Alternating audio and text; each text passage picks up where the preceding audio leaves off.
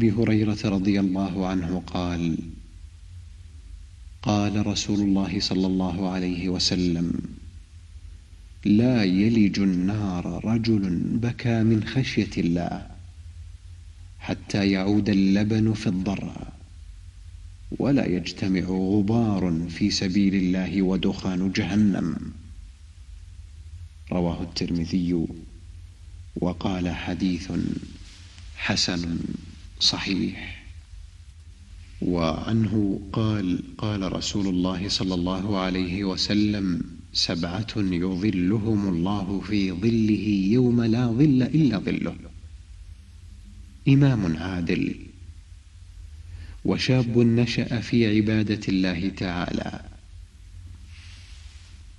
ورجل قلبه معلق في المساجد، ورجلان تحابا في الله اجتمعا عليه وتفرقا عليه، ورجل دعته امرأة ذات منصب وجمال فقال: إني أخاف الله، ورجل تصدق بصدقة فأخفاها حتى لا تعلم شماله ما تنفق يمينه، ورجل ذكر الله خاليا ففاضت عيناه.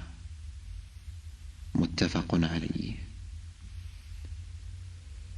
وعن عبد الله بن الشخير رضي الله عنه قال: أتيت رسول الله صلى الله عليه وسلم وهو يصلي، ولجوفه أزيز كأزيز المرجل من البكاء. حديث صحيح رواه أبو داود والترمذي